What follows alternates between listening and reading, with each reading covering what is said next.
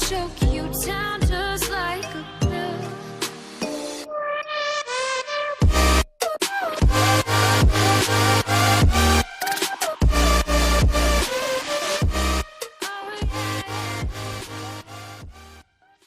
Hey guys and welcome back to empire.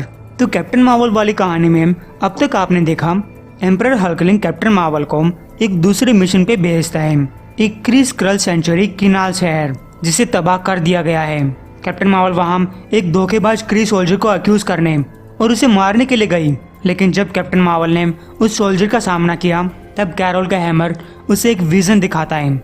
L'Oréal carol की half sister है, लेकिन उस हैमर ने कैप्टन मार्वल को पूरी सच्चाई नहीं बताई।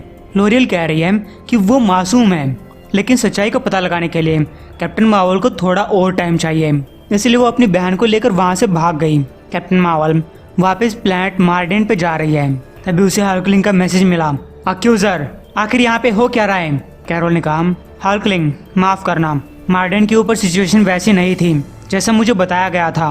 मुझे शक है कि एक इकलौता सोल्जर इतने बड़े शहर को तबाह कर सकता है, और इसके साथ साथ मुझे कुछ और भी पता चला है। मुझे पूरी तरीके से ये विश्वास नहीं हो रहा कि जिस सोल्जर को आपने मुझे अक्यूज करने के लिए भेजा था वो दोषी भी है या नहीं।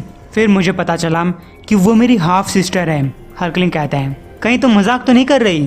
कैरोल ने कहा, बिल्कुल भी नहीं। हल्कलिंग कहता है, देखो कैरोल, ये एक बहुत बड़ी प्रॉब्लम है।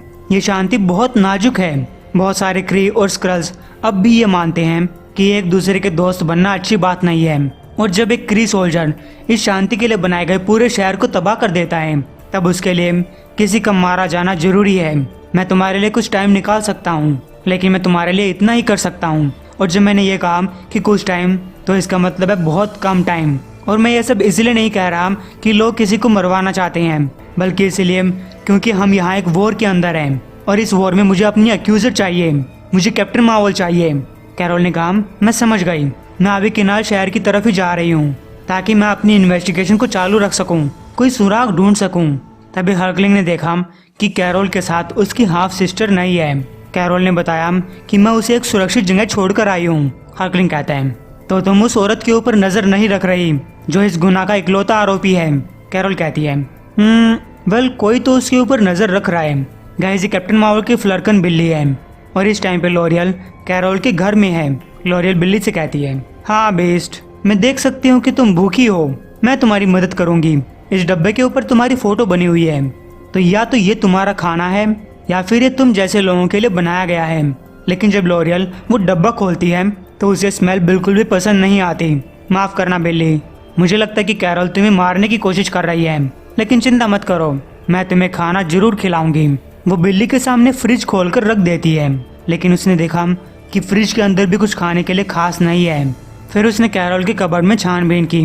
मुझे लगता है कि कैरोल को ये बात बुरी नहीं लगेगी अगर मैं उसके कुछ कपड़े पहन लूं ताकि मैं इंसानों के अंदर ढल सकूं।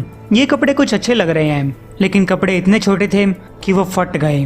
खैर, काफी छानबीन करने के बाद लॉरियल को कुछ कपड़े और पैसे मिल जाते हैं ताकि वो बिल्ली के लिए खाना खरीद सके। उधर कैप्टन मार्वल वापस किनाल शहर पहुंचती है। हे भगवान, यहाँ कितना कचरा फैला हुआ है। मुझे इसे सुलझाना होगा, और जल्दी।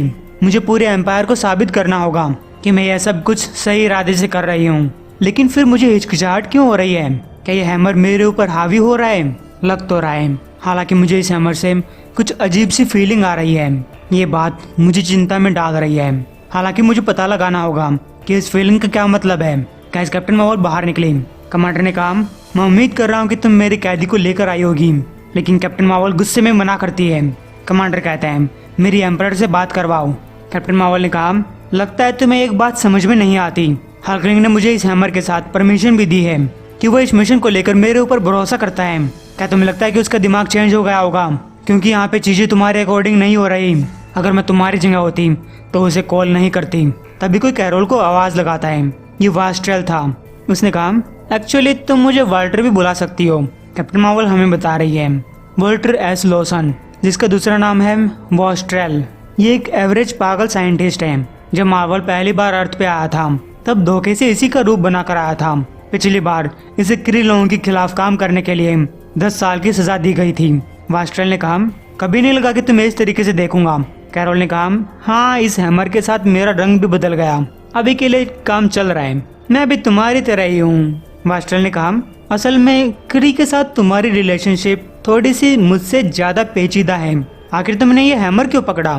कैरोल कहती है, क्योंकि इसे नकारने का ऑप्शन नहीं था और वैसे भी एक लड़ाई चल रही है, लड़ाई में कुछ भी हो सकता है। और बताओ तुम्हारी जेल कैसी चल रही है? वास्टल ने कहा, हाँ मुझे काम करना पड़ रहा है, लेकिन ये इतना भी बुरा नहीं है। हालांकि मैं क्री से नफरत किया करता, लेकिन उनके साथ टाइम गुजारना अलग बात है। कैरोल ने कहा, माफ करना, मैं तुमसे और बात नहीं कर पाऊंगी, मैं यहाँ किसी काम के लिए आई हूँ। Take care Walter. गाइस, फिर कैप्टन मार्वल इन्वेस्टिगेशन करने लगी। मुझे ये सोचने में दिक्कत आ रही है कि एक इकलौता सोल्जर एक पूरे शहर को तबाह कैसे कर सकता है, और खासकर इस शहर को, जिससे मेरा शक और भी पेचीदा होता जा रहा है। ये धमाका ऊपर से नहीं बल्कि नीचे से आया था, लेकिन एक क्री सोल्जर को कौन फंसाना चाहेगा? क्या ये स्क्रल्स हो सकते हैं जो शांति नहीं चाहते, या फिर कोटाटी हो सकते हैं? काश कि ये हैमर मुझे सच्चाई बता सके। हालांकि जो कुछ इसने मुझे लोरियल के बारे में बताया, क्या वो सच्चाई थी? और अगर थी तो इस हैमर ने वो सब कैसे किया? तो कैप्टन मार्वल हैमर से बोली, मुझे दिखाओ कि लोरियल यहाँ पे क्या कर रही थी। कैप्टन मार्वल ने देखा कि लोरियल खुश है, उसके हाथ में फूल है। हालांकि इस हैमर ने अब भी लोरियल को एक क्राइम करते हुए नहीं दिखाया, लेकिन इसने अब तक इसके असली गुनहगार को भी नहीं दिखाया है कि ये हैमर उस सच्चाई को नहीं जानता, या फिर मैं इससे गलत सवाल पूछ रही हूँ। उधर लोरियल कुछ ढंग के कपड़े पहनकर बिल्ली को साथ लेकर खाना ढूंढने के लिए निकल चुकी है। वो अपने सारे पैसे दुकानदार के सामने रखती है और बिल्ली के खाने के साथ साथ एक बड़ी मछली की डिमांड करती है, लेकिन दुकानदार ने कहा कि हमारे यहाँ पर मछलियाँ नहीं मिलती, तुम अगली शॉप पे जाकर कोशिश करो। तो सामान खरीद कर वापस आते हुए लोरियल कुछ फूलों को देखती है, लेकिन तभी उसे कुछ लोगों की चिल्लाने की आवाज़ें सुनाई दी।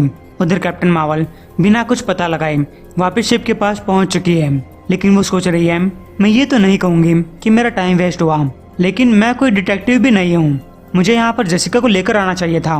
कैप्टन मार्वल ने आसपास देखा कि वेस्टल वहाँ पे नहीं है।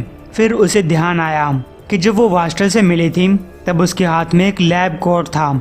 गाइस, अगर आप डिटेक्टिव होते तो आप समझ जाते कि दोषी कौन है। कैप्टन मार्वल इन क्री लोगों से पूछती है कि वास्टल कहाँ चला गया, लेकिन बात करने पर पता चला कि ये लोग किसी वास्टल को नहीं जानते। कैप्टन मार्वल को अपना गुनहगार मिल चुका था, हालांकि उसे सबूतों की तलाश है। लेकिन जैसे ही कैप्टन मार्वल शिप के अंदर बैठी, उसे पता चल गया कि लोरियल उसके अपार्टमेंट से बाहर निकल चुकी है। उसे जल्दी से जल्दी अर्थ पे जाना होगा ताकि कोई भी मुसीबत में ना पड़े।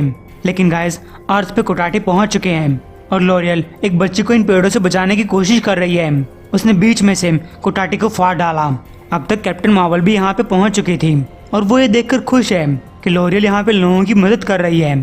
तभी लोरियल के सामने कुछ और कोटाटी आए, लेकिन कैप्टन मार्वल ने अपने हैमर से उनका सफाया कर दिया। उसने कहा, हमें बच्चों को यहाँ से दूर लेकर जाना होगा। हेलो छोटी बच्ची, मैं असली कैप्टन मार्वल हूँ और तुम भागकर उस बिल्ली के पास जाओ, वो मेरी बिल्ली है और तुम्हारी देखभाल करेगी। गाइस, वो बच्ची भागने लगी जबकि अपने हीरोज कोटाटी का सामना कर रहे हैं। कैरोल पूछती है कि कितने लंबे टाइम से चल रहा है। लोरियल ने कहा, अभी शुरुआत हुई है, लेकिन ये लोग इतने सारे हैं कि ऐसा लग रहा है कि बहुत टाइम हो चुका है। कैप्टन मार्वल ने कहा, ये भी खत्म होंगे जैसे इस दुनिया में हर एक चीज खत्म होती है। तभी एक कोटाटी पीछे से लोरियल के ऊपर हमला करने आता है, लेकिन कैप्टन मार्वल की फ्लर्कन बिल्ली ने उसे पूरा का पूरा अपने पेट में डाल लिया। और आगे की लड़ाई का आप थोड़ा सा मजा लीजिए।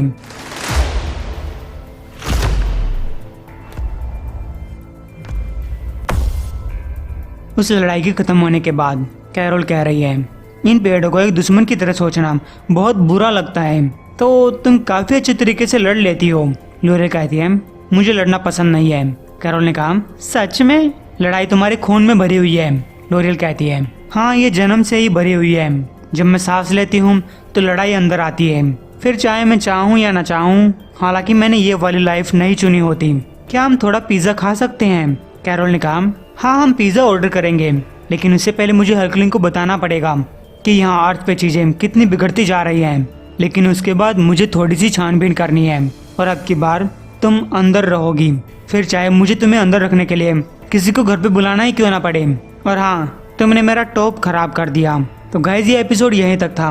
उम्मीद है आपको पसंद आया होगा। एम करते हैं 1250 लाइक्स के लिए।